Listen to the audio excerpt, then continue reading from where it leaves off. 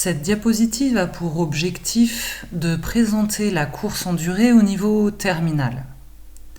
Les explications seront données en vue de comprendre en amont le cycle et de gagner du temps lors de la séance d'EPS. Vous avez l'année dernière testé 3 objectifs. Ces 3 objectifs reviennent et sont identifiés clairement en endurance fondamentale, capacité aérobie et puissance aérobie. Il conviendra cette année de prévoir et de réaliser une séquence de courses utilisant différents paramètres pour produire et identifier des effets sur soi liés à votre objectif. Ces objectifs sont associés à un effort différent dans la durée et l'intensité de la course. En effet, on constatera que l'endurance fondamentale, nous sommes sur une intensité modérée, alors qu'en capacité aérobie, l'intensité est moindre, mais néanmoins soutenue, alors qu'en puissance aérobie, l'effort est intense. Ainsi, nous pouvons voir sur le tableau que vous arrivez en début de cycle avec l'objectif déjà choisi. Ce qui va vous être demandé en terminale, c'est d'être plus précis dans la construction de votre séance, en visant un objectif, comme l'année dernière, mais également en y intégrant un travail visé. Nous pouvons voir sur le tableau et sur votre feuille que le travail continu est un effort long, à intensité moyenne, et qu'il conviendra de poursuivre durant au moins 10-15 minutes, voire plus, pour l'objectif d'endurance fondamentale. Attention à l'objectif puissance aérobie où l'on sait que l'on ne peut pas tenir sa VMA à 100% plus de 6 minutes.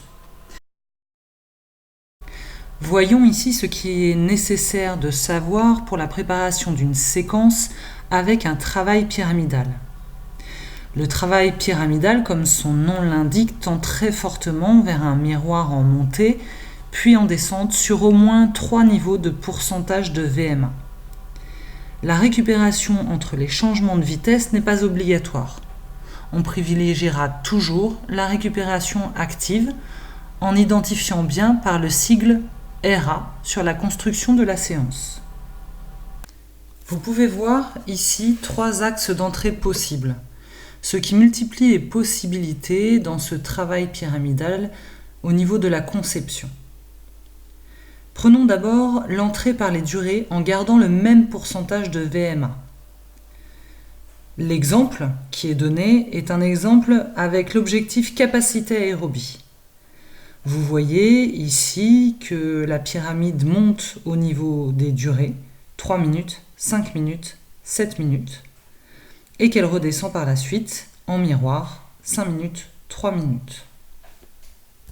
Compte tenu du pourcentage de travail à 80%, la récupération active correspond à moins de la moitié du temps d'effort. Prenons maintenant l'entrée par les pourcentages de VMA avec l'exemple en endurance fondamentale. Nous remarquons qu'il n'y a pas de récupération passive ni même active étant donné que les pourcentages visés, 60, 65, 70, correspondent à la récupération active des 2 autres objectifs. Nous sommes bien ici dans un travail pyramidal avec une augmentation et une diminution en miroir des pourcentages avec des durées identiques. Enfin, nous avons la possibilité de combiner les 2 entrées en pourcentage et en durée. L'exemple est ici pour l'objectif puissance aérobie. Nous remarquons en effet que nous augmentons les durées 2, 4, 5 pour ensuite les diminuer 4, 2. La récupération a été active puis passive avec le signe RP puis active. Vous aurez remarqué qu'il manque à côté du dernier 60% le signe RA, afin de bien spécifier que vous êtes conscient que cela est une récupération active et non un travail. À noter qu'en puissance aérobie, la récupération peut aller jusqu'à l'équivalent en durée du travail précédent. il est évident que plus nous allons vers des pourcentages élevés à plus de 100% de sa VMA, plus nous irons vers ces temps de récupération identiques. Passons maintenant à la conception d'une séquence avec un travail en fartlek. Ce travail a pour principe d'alterner course rapide et course lente de récupération. Cette dernière est donc obligatoirement active.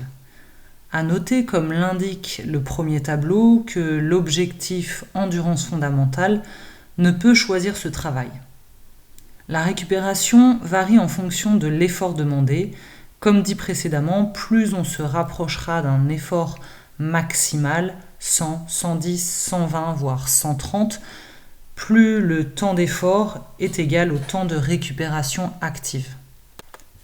Les exemples proposés sont présentés à titre indicatif et ne peuvent être repris étant donné que chaque séance a la spécificité d'être unique et individualisée par son concepteur.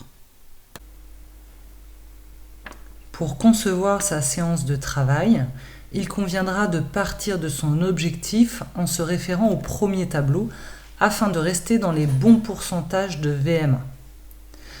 En deuxième lieu, il faut bien identifier le travail choisi et le reporter sur sa feuille d'observation. Puis en numéro 3, il conviendra d'écrire dans l'encadré le résumé de sa séance. Exemple, 2 minutes à 85% de sa VMA, 1 minute à 60% RA.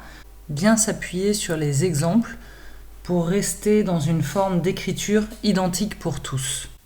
Les colonnes plot, distance, arrêt ou marche sont réservées à l'observateur. C'est maintenant à vous de concevoir votre séance. Bon courage!